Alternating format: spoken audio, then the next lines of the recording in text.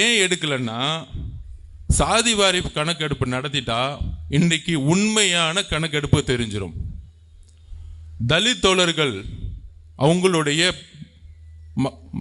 கணக்கெடுப்பு என்ன, பிற்படுத்தப்பட்ட சமூகத்திலிருந்து வந்தவங்களுடைய கணக்கெடுப்பு என்ன, ஓபிசி மக்களுடைய கணக்கெடுப்பு என்ன, இந்த உண்மையை வெளியே கொண்டு வரக்கூடாதுதான் திமுகவுடைய எண்ணம், முதலமைச்சருடைய எண்ணம்.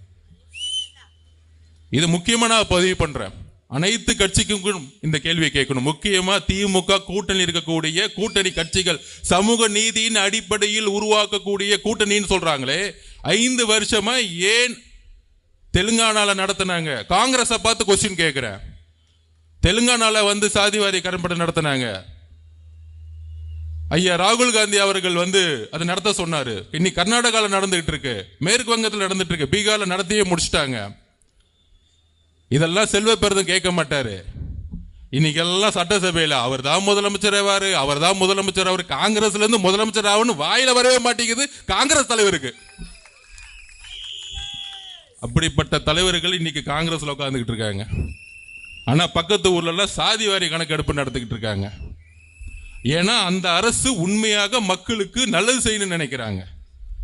அரசாங்கத்தினுடைய ஸ்கீம்ஸ், திட்டங்கள் எல்லாம் ஏழை அடிப்பட்ட மக்களுக்கு கூடிய செல்லணும்னு நினைக்கிறாங்க, ஒடுக்கப்பட்ட மக்களுக்கு செல்லணும்னு நினைக்கிறாங்க.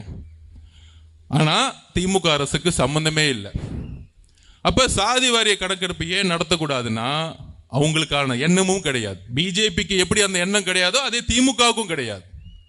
இப்ப கொள்கை ரீதியா திமுக டிவிகே இருக்கான்னு கேட்கிறாங்களே, இதுக்கு பதில் சொல்லுங்க. நாங்க அடுத்த கேள்வி கேட்கிறோம். எங்களுடைய தலைவர் முதல் மாநாட்டிலே சொன்னாரு, சாதிவாரி கணக்கெடுப்பை நடத்தணும் சொன்னார் எங்க தலைவர். இதுதான் டிவிகேவுடைய நிலைப்பாடு. எங்க தலைவர் முதலமைச்சர் ஆன உடனே முதல் வேலை தமிழ்நாட்டில் சாதிவாரி கணக்கெடுப்பை நடத்துவார். இதுதான் பெரியார் உருவாக்கிய மண். இதுதான் கலைஞரும் நினைச்சாரு, எல்லா தலைவர்களும் நினைச்சாங்க. ஆனா இன்னைக்கு முதலமைச்சர் மு.க. ஸ்டாலின் நினைக்க மாட்டார். ஏன்னா அதை பத்தி என்னன்னே அவருக்கு தெரியாது.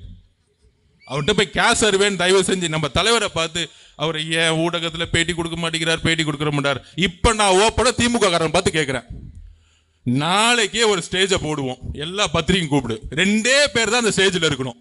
எல்லா நிர்வாகிகளும் இந்த கேள்வியை பதில் சொல்லுங்க. ரமேஷ், ராஜ்மோகன் எல்லா பேட்டியிலும் சொல்லுங்க. சேலஞ்ச் விடுற முதலமைச்சரை பார்த்து, எந்த பேப்பர் இல்லாம, உன் பக்கத்துல எந்த நிர்வாகி இல்லாம தனியால ஸ்டேஜ்ல உட்கார். என் தலைவர் தனியா வருவார். 2 பேரை வச்சு பிரஸ் கான்ஃபரன்ஸ் நடத்துவோம்.